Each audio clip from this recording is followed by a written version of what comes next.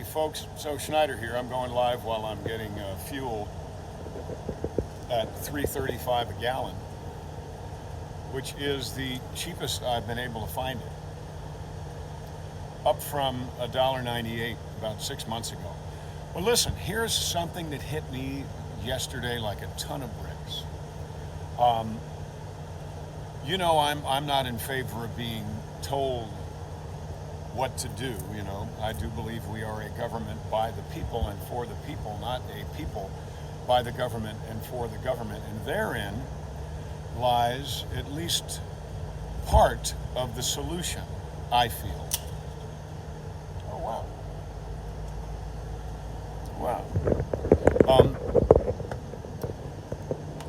People are saying, I do not think that you should get into any kind of an argument or a pissing match with anyone at a restaurant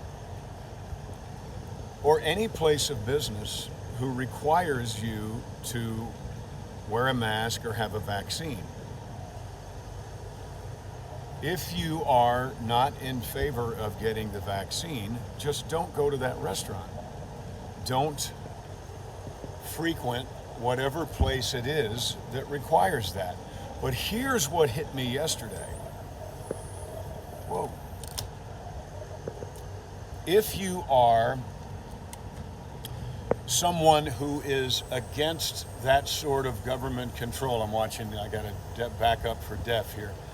If you are someone who is against that kind of government control or overstepping, I think it truly is, of our constitutional rights. However, I've spilled gas here, I've spilled fuel, but you are a believer in the vaccine, which of course is your right. It's absolutely your right, and no one has the right to tell you any different. Okay, just as no one has the right to tell me that I must get it.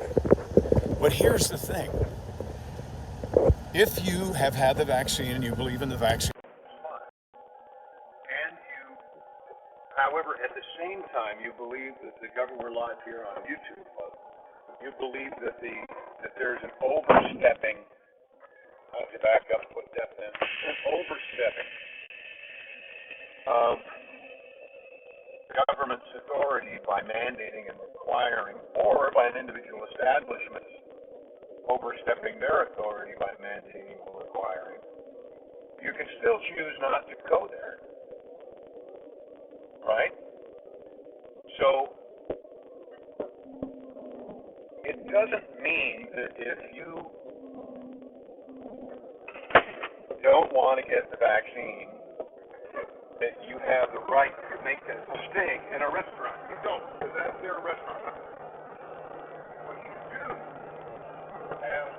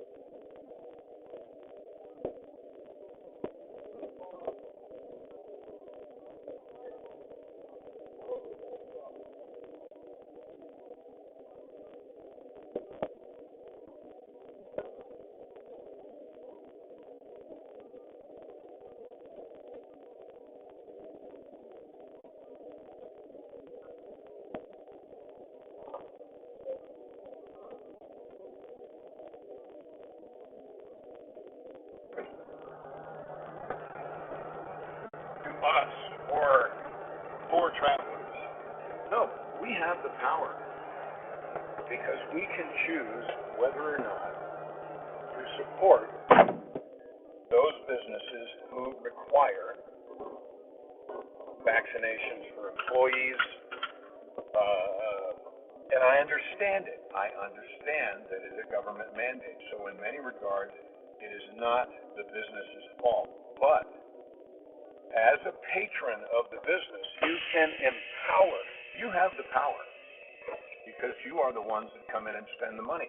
We know that with John Schneider Studios. I've known that since I started working at 8 years old. I worked for the audience.